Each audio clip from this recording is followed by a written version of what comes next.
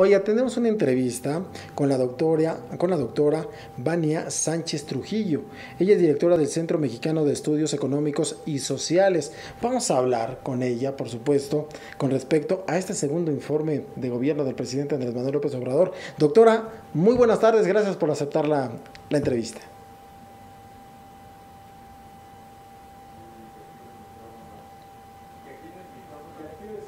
Ok, a ver si nos puede ahí activar su micrófono para que podamos escuchar a la doctora y podamos platicar con respecto a este segundo informe del presidente Andrés Manuel López Obrador. Ahora sí, doctora, muchas gracias.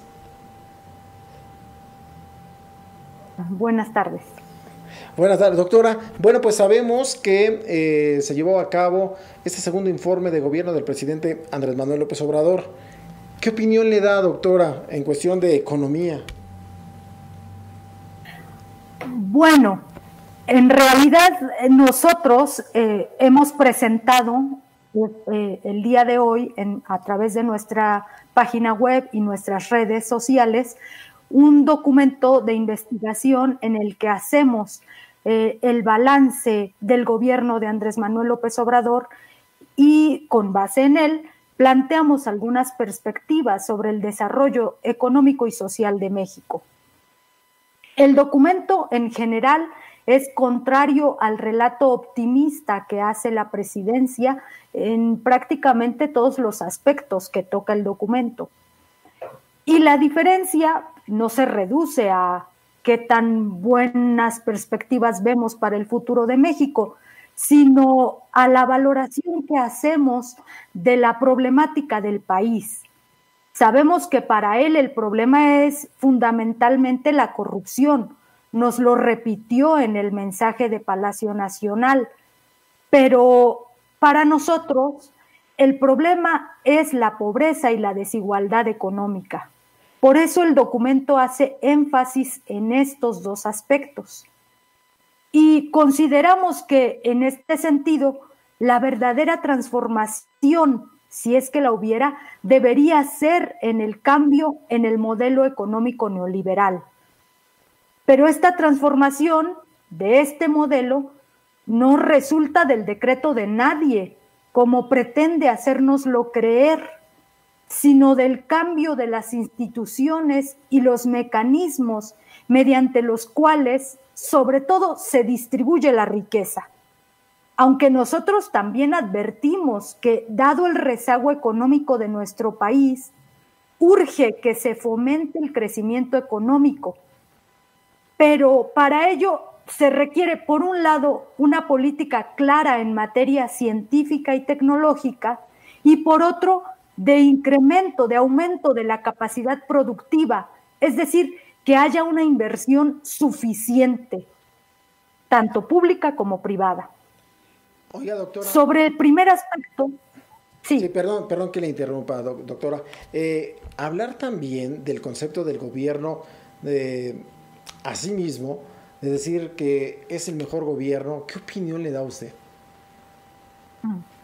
Bueno, nosotros también creemos que la cuarta transformación es un hecho que solo ocurre en la cabeza de nuestro gobernante.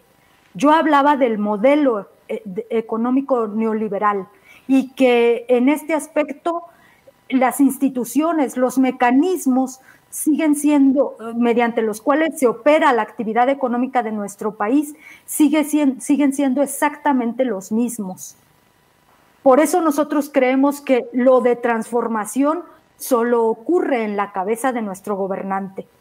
Además, en el documento denunciamos la impostura que comporta el discurso de Andrés Manuel sobre su cercanía con el pueblo.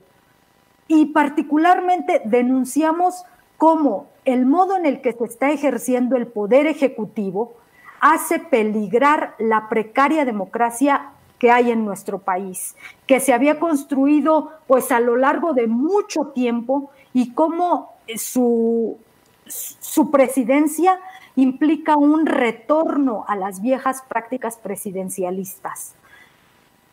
Doctora, ¿habrá cambios operados en la política social, doctora?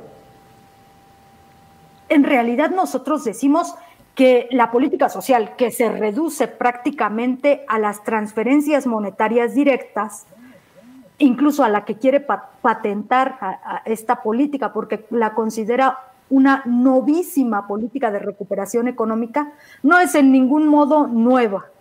Pero además se ha demostrado históricamente su alcance. Y aunque si bien este tipo de política, este tipo de apoyos sirven para paliar los efectos más duros de la pobreza y por lo tanto son necesarias, no sirven para acabar con ella. Implica que al cabo del periodo en el que se ha percibido este apoyo, la población quede en la misma condición de vulnerabilidad. Pero además decimos más, dado este conjunto de política económica, tanto de crecimiento como social, lo que nos espera en materia de crecimiento económico es muy oscuro. La recuperación económica de la que estamos tan urgidos, dados los efectos de la pandemia, no ocurrirá. La ocupación y el salario de los trabajadores mexicanos difícilmente aumentarán.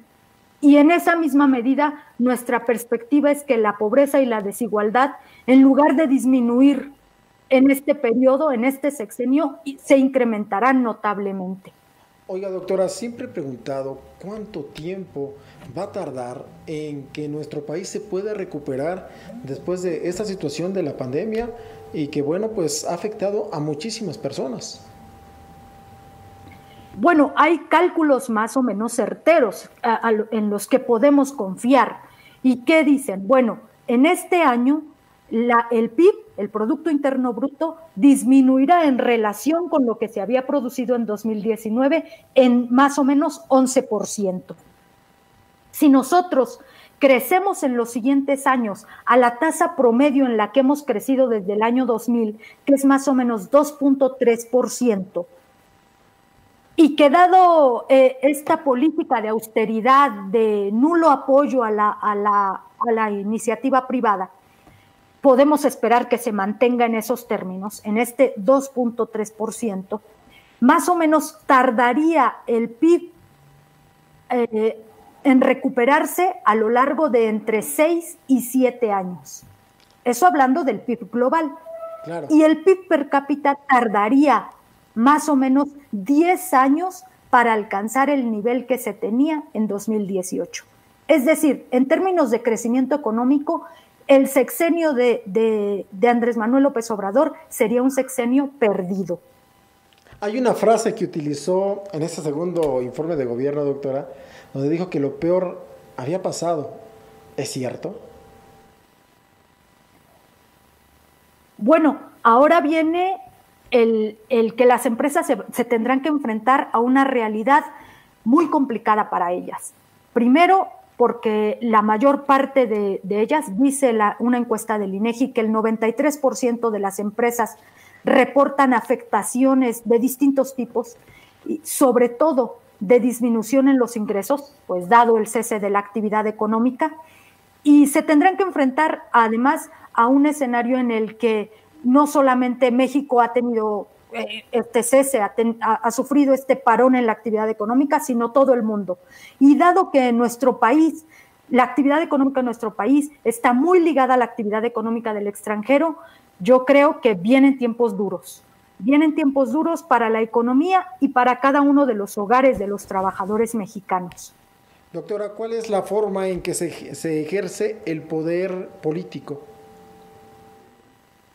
Bueno, yo decía hace un rato, yo creo que el estudio demuestra con argumentos serios, con un repaso de las principales iniciativas, por ejemplo, en materia legislativa que ha tenido el Ejecutivo, porque en realidad es una valoración del ejercicio en el poder de Andrés Manuel López Obrador, cómo estas iniciativas hacen peligrar la precaria democracia que hay en nuestro país.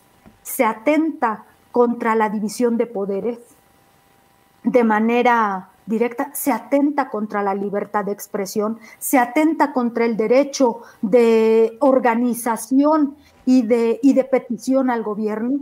Y esto, en suma,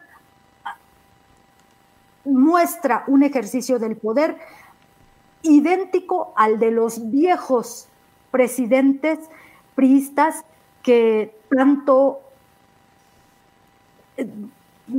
rechaza la sociedad mexicana. Sí, doctora, ya por último, ¿cuál sería el consejo que le da a usted, pues, a la población debido a esta situación que estamos pasando?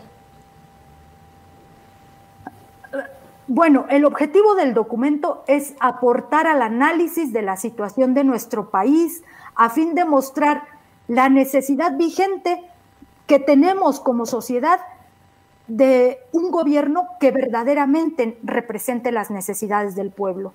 Este no es el de la Cuarta Transformación. Necesitamos que la población sea consciente de esto y exija a sus gobernantes, al gobierno del Ejecutivo Federal, que cumpla con las necesidades de desarrollo humano de nuestro país. Doctora, yo la recomendación que hago es más bien una invitación a todo el público a que se informe, a que esté sabido de las acciones del presidente, a que también se informe de manera crítica y sobre todo a que lean nuestro documento que está disponible en la página de internet cemes.org y en las redes sociales de nuestro centro. Doctora Vania Sánchez Trujillo, le agradezco por este enlace y estaremos muy al pendiente, por supuesto, de también sus comentarios. Muchas gracias, muy buenas tardes. Muchas gracias a ustedes, buenas tardes.